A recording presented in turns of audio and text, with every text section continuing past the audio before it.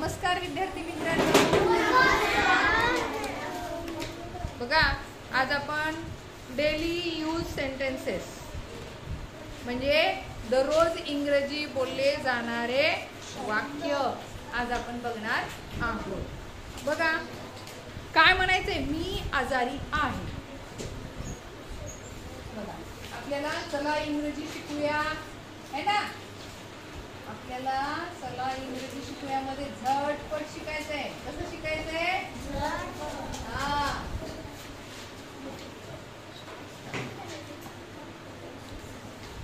बघा, मी आजारी आहे. मी आजारी आहे.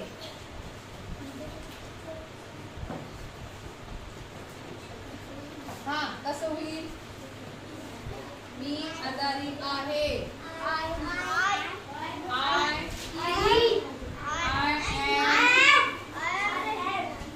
sick. SICK. sick म्हणजे आजारी. इल भी होते. इल म्हणजे आजारी. ओके. दुसरं बघा, दुसरं मराठीतलं वाक्य आहे, मला खात्री आहे. मला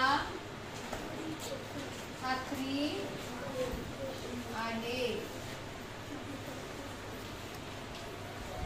लक्ष द्या. कर्ता, कर्म, क्रियापद 1 2 3. इंग्रजीत करत असताना 1 3 2. आता नंतरचे 2 शब्दांचे वाक्य आहेत. बघा, सांगा मलाच. आय एम खात्री. Sure. Sure. I am sure. म्हणा, आय एम शुअर म्हणजे मला खात्री आहे. पुढचं वाक्य, मी 8 वर्षाचा आहे. बघा, मी, माझ्याकडे लक्ष द्या सर्वांनी. 8 वर्षाचा आहे. हा, बघा इथे 1 2 3.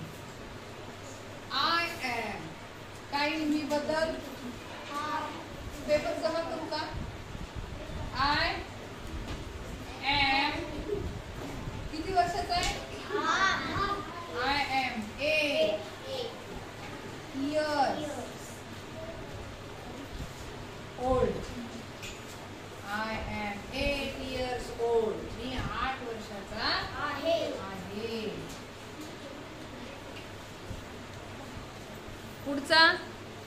पुढचं वाक्य बघा, छोटा आहे. मी हरलो. भूतकाळातलं वाक्य, होऊन गेलं. मी हरलो. एवढंच आहे. मी हरलो.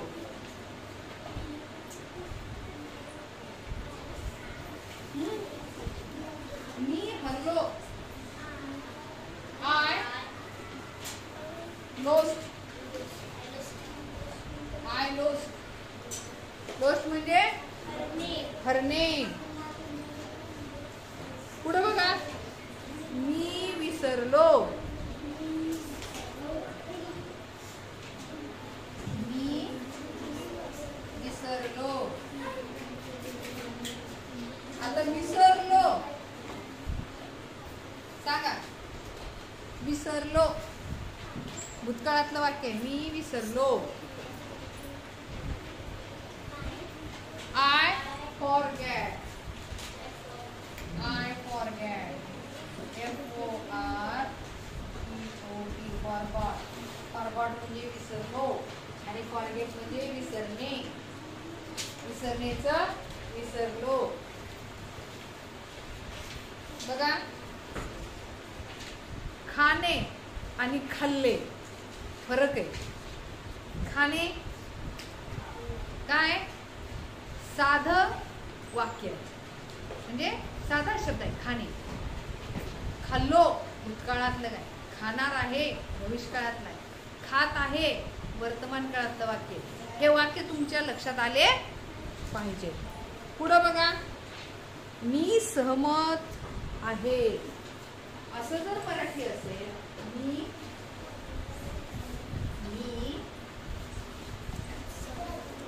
सहमत आहे. तुम्हाला असं बोलायचं आहे, बाबा हो मी सहमत आहे, मी तुझ्या मताशी सहमत आहे, असं जर म्हणायचं असलं तर काय म्हणायचं? Prasanna, I agree. I agree. काय म्हणायचं? I agri. ऍग्री म्हणजे सहमत असणे. मी सहमत आहे. आय एम ऍग्री होते आणि आय ऍग्री सुद्धा होतं. पटकन आपल्याला हे काय करायचंय, हे रोज वापरात येणारे शब्द आहेत, रोज वापरात येणारे वाक्य आहे, म्हणून याला डेली यूज सेंटेन्सेस असं म्हणतात. आणि हे जर आपल्याला माहित असले तर आपल्याला इंग्लिश बोलायला अडचण येणार नाही. अडचण येईल का? मग आपली घाई काय फक्त लिहून घेण्याची असते. लिहून घेऊ नका, नंतर तुम्हाला मी वेळ देणार आहे. पहिले समजून घ्या, पहा, म्हणा. तुम्ही आता किती जणांनी म्हणलं आय ऍग्री, मी सहमत आहे. हा, असं म्हणा, मी सहमत आहे. I agree. हा, आता बघा, मला वाटतं. काय वाक्य? काय मला वाटतं.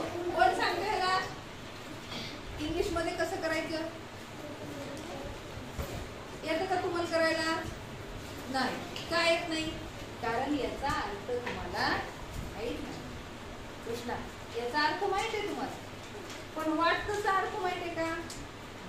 म्हणून आपल्याला वाटतंला काय शब्द आहे गड्या, हे आपल्या लक्षात असलं पाहिजे, आपल्याला पाठ असलं पाहिजे. आता बघा, आय थिंक. I think.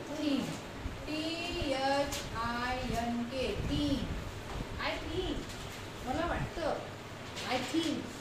हे शब्द काय करायचं? घरी गेल्यावर पाठ करायचं. काय करायचंय? पाठ करायचं आहे. प्रेरणा, हे पाठ असल्याशिवाय हे वाक्य तुमच्या लक्षात राहील का? नाही राहणार. आलं लक्षात? बर, पुढचं वाक्य, मी खाल्ले. बघा, मी खाल्ले, खाऊन झालं. कोणत्या काळातलं वाक्य आहे? हा, भूतकाळातलं वाक्य. बरोबर आहे. वाक्य कुठलं? भूतकाळातलं. मी खाल्ले. कृष्णा, मी खात आहे असं आहे का? काय होईल बरं? खाण्याला शब्द काय? एट. आणि खाल्लेला शब्द काय? एट. बघा, एट. ईट आणि एट. EAT. एट म्हणजे खाणे आणि ATE एट म्हणजे खाल्ले. दोन्ही फरक आहे. EAT ईट म्हणजे खाणे. श्रीकांत, ईट म्हणजे खाणे. आपण असं म्हणतो का मी खाणे? नाही, मी खाल्ले. ईट म्हणजे खाणे आणि एट म्हणजे खाल्ले. याचं दुसरं रूप. कोणतं? दुसरं रूप आहे. ईटचं दुसरं रूप काय? एट. जसं गोचं काय होतं? वेअर. वेट है ना, आपण मागे बघितलं होतं. त्या पद्धतीनं ईटचं एट. आता काय इथे येईल मग? इथं काय? I ate. आय. हा, आता पुढचं बघा, मी आलो. मी आलो. येणेला शब्द काय? कम. मी आलो. काय येईल मग? कमचं दुसरं रूप. नाही, कमीला येत आहे असं झालं. दुसरं रूप कमचं केम होणार. काय होणार? केम. I came. COME क म्हणजे येणे आणि CAME के म्हणजे आलो.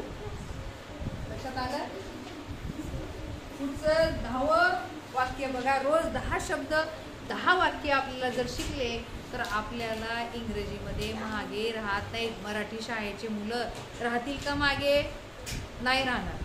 दररोज 10 वाक्य करायचे. 10 वाक्य मराठीतलं इंग्रजीत करता आलं पाहिजे आणि इंग्रजीतलं मराठीत सुद्धा सांगता आलं पाहिजे. ओके. आता मी पिले.